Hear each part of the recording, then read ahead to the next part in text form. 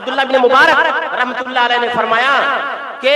لولا العلماء لصار الناس كالبهائم، کہ اگر اس روئے زمین پر علماء نہیں ہوتے تو سب کے سب جانور ہوتے، کتے اور بندر ہوتے، جانوروں کی جیسی زندگی گزارتے۔ میرے لیے نہایت ہی سعادت اور خوشی کی بات ہے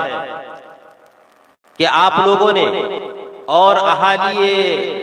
سکتیہ آپ لوگوں نے بڑی محبت سے مجھے دعوت دی ہے۔ میں رہنے والا نیپال کا ہوں، دوسرا ملک ہے، لیکن آپ لوگوں نے جن محبت اور جن جذبات سے مجھے بلایا ہے، میں اس پر سب سے پہلے اللہ تبارک و تعالیٰ کا شکریہ ادا کرتا ہوں اور اس مدرسہ کے تمام ذمہ داران کا شکریہ ادا کرتا ہوں، اور آپ لوگوں کی محبت کا بھی میں احترام کرتا ہوں۔ اللہ تبارک و تعالیٰ سے دعا ہے کہ اللہ تبارک و تعالیٰ ہمیں صحیح بات بولنے کی توفیق عطا فرما، اور آپ لوگوں کے لیے میں دعا کرتا ہوں کہ اللہ تبارک و تعالیٰ آپ کو بھی قرآن و سنت کے اوپر عمل کرنے کی توفیق عطا فرما۔ میرے بھائیوں، میرے عزیز، میرے دوستو، میں نے حمد و صلاۃ کے بعد قرآن کریم کی ایک چھوٹی سی آیت میں نے تلاوت کی ہے، اور میں یہ بھی آپ کو بتا دوں کہ آج کے اس جلسہ میں سوچا تھا کہ کسی اور موضوع پر تقریر کروں، لیکن جب میں مدرسے کے باؤنڈری میں ہوں اور یہ مدرسۃ البنات ہے اور یہاں کے ذمہ داران علم اور دعوت سے جڑے ہوئے ہیں، تو میں مناسب سمجھا کہ میں علم کی فضیلت پر میں گفتگو کروں۔ لیکن آپ کو یہ بھی تعجب ہوگا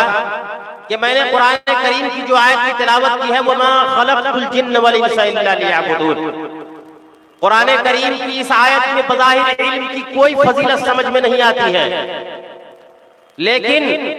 علامہ ابن القیم رحمۃ اللہ علیہ اپنی کتاب مفتاح دار السعادت کے اندر 150 سے زائد دلیلیں انہوں نے پیش کی ہے علم کی فضیلت کے اوپر۔ لیکن میں آپ کو یہ بتا دوں کہ علامہ ابن القیم رحمۃ اللہ علیہ نے قرآن کریم کی اس آیت کو علم کی فضیلت سے متعلق جو دلیلیں ہیں، ان دلیلوں میں سب سے اہم جو دلائل ہیں اس کو پیش کیا ہے، وَمَا خَلَقْتُ الْجِنَّ وَالْإِنسَ إِلَّا لِيَعْبُدُونِ، کہ میں نے جن اور انسان کو اپنی عبادت کے لیے پیدا کیا۔ سبحان اللہ! کیا ان کے اندر کیا دقت اور باریکی ہے! ان سے پوچھا گیا کہ قرآن کریم کی یہ آیت علم کی فضیلت پر کیسے دلالت کرتی ہے؟ علامہ ابن القیم رحمۃ اللہ علیہ نے فرمایا، اللہ نے فرمایا کہ وَمَا خَلَقْتُ الْجِنَّ وَالْإِنسَ إِلَّا لِيَعْبُدُونِ، کہ میں نے جن اور انسانوں کو میں اپنی عبادت کے لیے پیدا کیا ہوں۔ وَأَنَّ الْعِبَادَةَ لَا تَتَحَقَّقُ إِلَّا بِالْعِلْمِ، کہ عبادت بغیر علم شرعی کے ہم صحیح طور پر انجام دے ہی نہیں سکتے۔ اور اہل حدیث کا یہ میزہ ہے کہ بغیر قرآن، بغیر سنت، بغیر آثار سلف کے وہ عبادت نہیں کرتے ہیں، اور جو آدمی سنت کو چھوڑ کر، صحابہ کے طریقے کو چھوڑ کر اگر وہ عبادت کرتا ہے تو اس کی عبادت اللہ تبارک و تعالیٰ کے دربار میں قبول نہیں ہوگی، اور اسی کو ہم بدعت کہتے ہیں، جس کے بارے میں نبی کریم صلی اللہ علیہ وسلم نے فرمایا کہ من احدث فی امرنا ھذا ما لیس منہ فہو رد، من عمل عملا لیس علیہ امرنا فہو رد، کہ جو شخص کوئی بھی عمل کرے اور وہ ہمارے سنت کے مطابق نہیں ہے، ہمارے طریقے کے مطابق نہیں ہے، تو وہ ناقابل قبول ہے، وہ عمل اس کے چہرے پر مار دیا جائے گا۔ میرے بھائیوں، میرے عزیز، میرے دوستو، بغیر علم شرعی کے تو ہم عبادت کر ہی نہیں سکتے ہیں۔ اسی لیے ہر آدمی کے اوپر ضروری ہے کہ وہ علم حاصل کرے۔ نماز پڑھنے والا نماز کے احکام و مسائل کو سیکھے، روزہ رکھنے والا روزہ کے احکام و مسائل کو سیکھے، زکات دینے والا زکات کے احکام و مسائل کو سمجھے۔ کچھ لوگ بزنس کرتے ہیں اور اپنے آپ کو بزنس مین کہتے ہیں، لیکن ان کے پاس بزنس کا علم نہیں، حلال و حرام کی تمیز نہیں۔ اسی لیے اہل علم نے کہا ہے کہ کچھ علوم ایسے ہیں جن کا سیکھنا ہر شخص کے اوپر ضروری ہے۔ ان علوم میں، علوم شرعیہ جتنے ہیں، ان علوم میں سب سے اہم علم عقیدے کا علم ہے۔ یہ تو ہر شخص کے اوپر واجب اور ضروری ہے۔ اللہ کہاں ہے، دین کی معرفت، اللہ کی معرفت، نبی کی معرفت۔ ایمان کس کو کہتے ہیں، ایمان کے کیا ارکان ہیں، دین کے کیا ارکان ہیں، اسلام کے کیا ارکان ہیں، فرشتہ کن کو کہتے ہیں، نبی انبیاء کون ہے اور ان کا کیا مطلب ہے۔ اس چیز کو سمجھنے کے لیے ہمیں عالم بننے کی ضرورت نہیں ہے، لیکن ہر شخص کے اوپر ضروری ہے۔ توحید ایک ایسا علم ہے جس طرح اللہ تبارک و تعالیٰ نے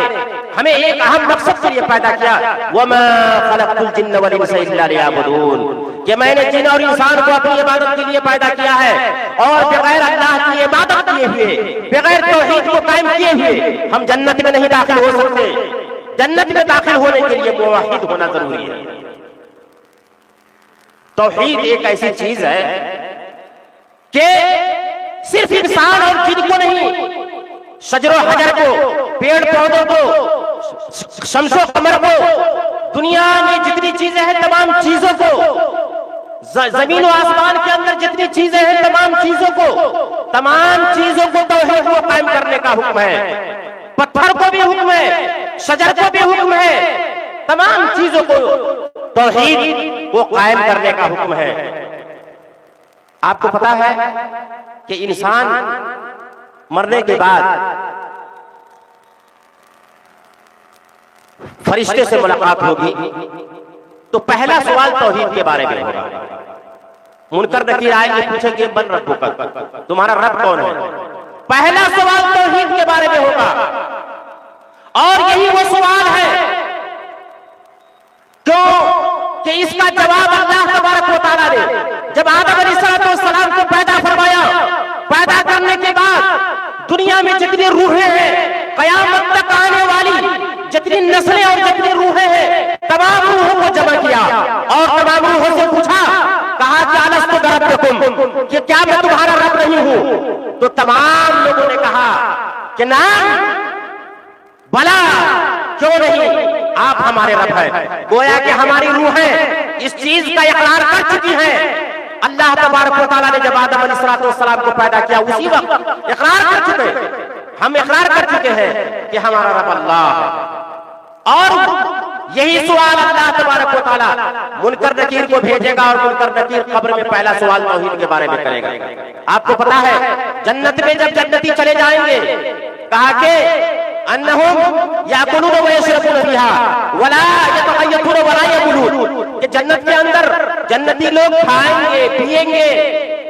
اور ایسے عشرت سے جیئیں گے، وہ لوگ پخانہ پیشاب نہیں کریں گے۔ لیکن پوچھا گیا وہ طعام ہو اور کھانا نہ پھر کیا ہوگا؟ کہا کہ ان کا کھانا، کہا کہ طعام ہم جسد، ان کا کھانا تو ڈکار ہوگا، ڈکار کرنے سے پخانہ پیشاب کرنے کی ضرورت نہیں رہ جائے گی۔ وَرَشْحٌ كَرَشْحِ الْمِسْكِ، سبحان اللہ۔ اس کے بعد اللہ کے رسول صلی اللہ علیہ وسلم نے فرمایا کہ وَيُلْحَمُونَ التَّسْبِيحِ وَالتَّحْمِيدِ كَمَا يُلْحَمُونَ النَّفَسَ، کہا کہ جس طرح وہ لوگ جنتی لوگ سانس لیں گے، سانس کے برابر وہ لوگ اللہ کی تسبیح و تحمید بیان کریں گے۔ گویا کہ تسبیح اور تحمید، التسبیح هو التوحید،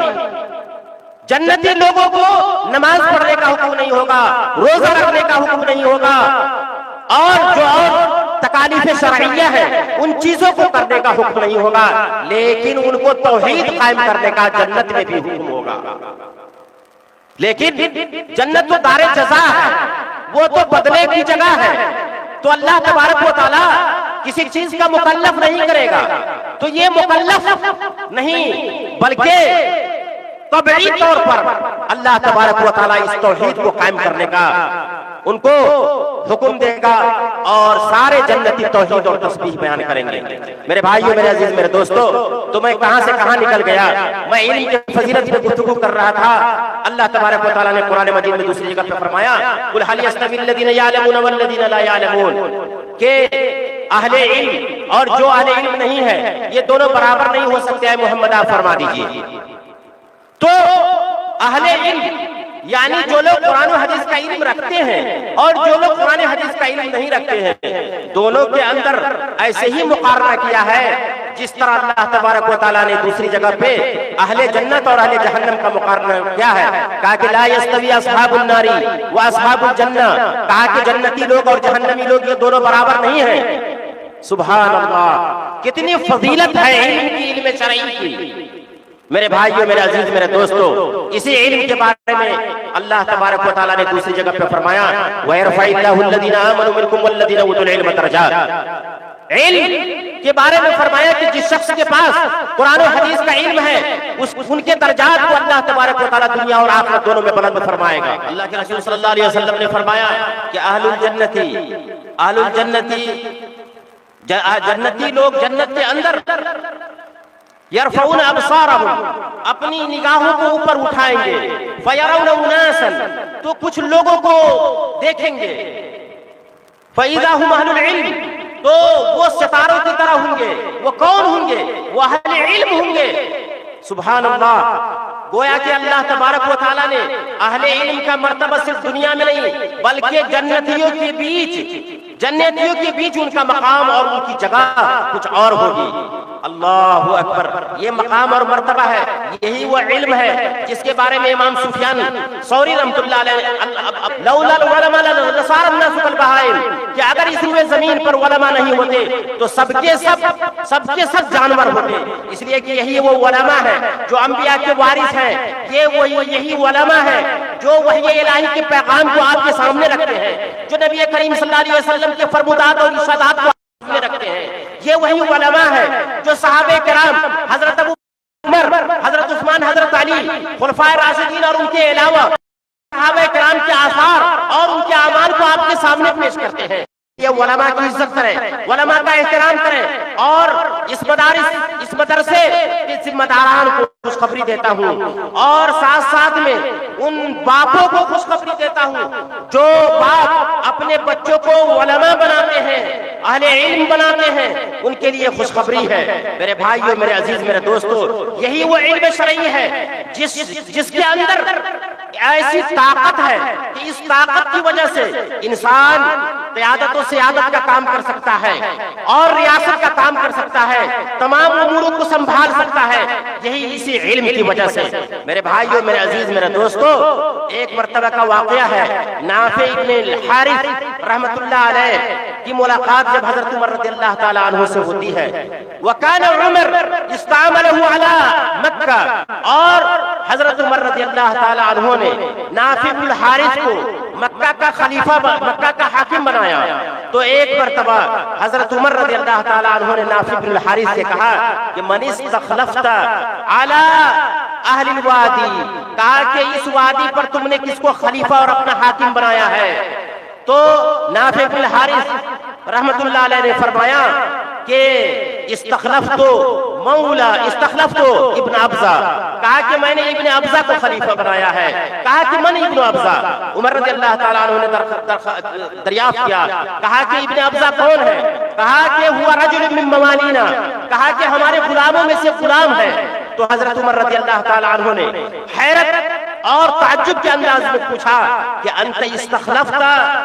مولا، کہا کہ یہ غلام کو تم نے حاکم بنایا ہے؟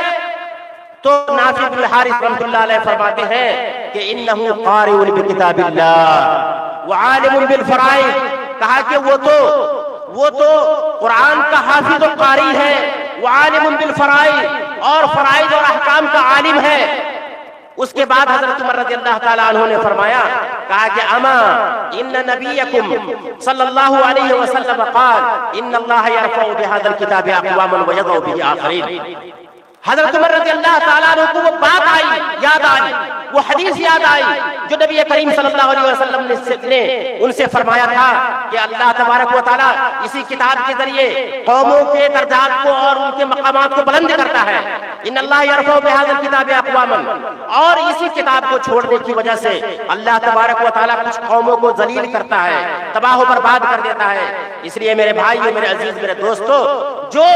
عزت اور جو مقام اللہ تبارک و تعالیٰ نے اس روئے زمین پر علم اور علماء کا رکھا ہے، کسی چیز کا وہ مقام اور مرتبہ نہیں ہے۔ اس لیے اس مقام اور اس مرتبہ کو سمجھنے کی کوشش کیجئے۔ مجھے صرف آدھے گھنٹے کا ٹائم دیا گیا ہے، باتیں بہت زیادہ تھی اور میں دل میں بہت شوق اور بہت ارمان لے کر کے آیا تھا کہ میں بہت ساری چیزیں پیش کروں گا، لیکن پھر بھی میں 2-3 چیزیں پیش کر کے اپنی بات کو میں ختم کر دوں گا۔ ایک بات تو یہ ہے کہ یہ علم جو اللہ تبارک و تعالیٰ نے آپ کو دیا ہے، یہ علم ایک امانت ہے۔ جس طرح آپ کی فضیلت ہے، جس طرح آپ کا مقام اور مرتبہ ہے، اسی طرح کہ آپ کو اگر آپ نے کما حق ہوا آپ نے اس امانت کو ادا نہیں کیا، جیسا کہ اللہ تبارک و تعالیٰ نے فرمایا ان اللہ یأمرکم ان تؤدوا الامانات الی اہلها، اللہ تبارک و تعالیٰ نے تم کو حکم دیا ہے کہ تم امانات کو ادا کرو۔ تو گویا کہ جن علماء کو اللہ تبارک و تعالیٰ نے کتاب و سنت کے علم سے آراستہ کیا ہے، ان کو چاہیے کہ وہ اس امانت کو ادا کرے۔ اگر وہ نہیں کرے گا تو قرآن کریم کی اس آیت کو پڑھیے، ان الذین یکتمون ما انزلنا من البینات والہدی من بعد ما بیناہ للناس فی الکتاب اولئک یلعنهم اللہ ویلعنهم اللاعنون۔ کہا کہ جس شخص کو اللہ تبارک و تعالیٰ نے کتاب کا علم دیا، ہدایت کا علم دیا، سنت کا علم دیا، ان الذین یکتمون ما انزلنا من البینات والہدی، واضح دلائل کا حکم دیا، وہ ایسے علموں کو وہ چھپاتے ہیں۔ ان الذین یکتمون ما انزلنا من البینات والہدی من بعد ما بیناہ للناس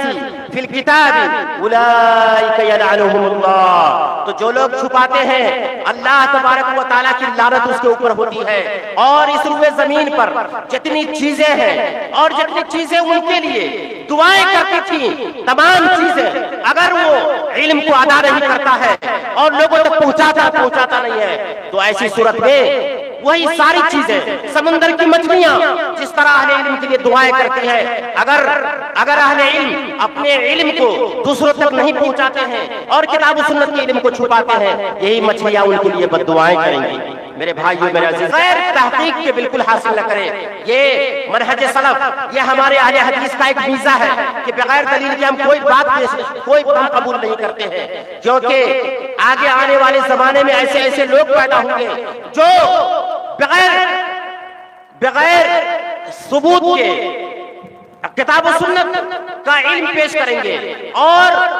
ایسی چیزیں جن کا تعلق کتاب و سنت سے نہیں ہے، ان چیزوں کو کتاب و سنت کا علم بیان کریں گے اور کہیں گے کہ کتاب و سنت کا علم ہے۔ ایسے ہی شخص کے بارے میں اللہ کے رسول صلی اللہ علیہ وسلم نے فرمایا، جس روایت کو امام مسلم نے اپنے مقدمہ صحیح مسلم کے اندر ذکر کیا ہے، یکون فی آخر الزمان دجالون کذابون یاتونکم من الاحادیث ما لم تسمعوا انتم ولا آباؤکم فَإِيَّاكُمْ وَإِيَّاهُمْ۔ اللہ کے رسول صلی اللہ علیہ وسلم نے فرمایا ایک زمانہ آئے گا کہ ایسے دجال پیدا ہوں گے، جھوٹے لوگ پیدا ہوں گے اور ایسی باتیں گڑھیں گے کہ جو نہ تم نے سنا ہوگا نہ تمہارے آباء و اجداد نے سنا ہوگا۔ اس لیے ہوشیار رہو۔ آپ کو معلوم ہے ایک روایت کے اندر، اور یہ روایت بھی مقدمہ صحیح مسلم کے اندر موجود ہے کہ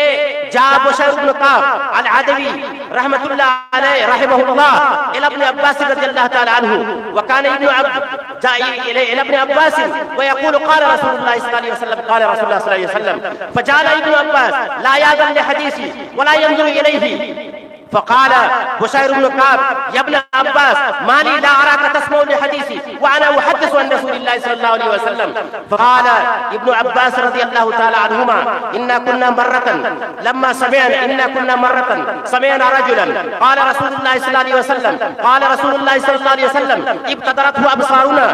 وأصغينا إليه بآذاننا فلما ركب الناس والصعب والضرورة فلم نأخذ إلا ما نعرفه.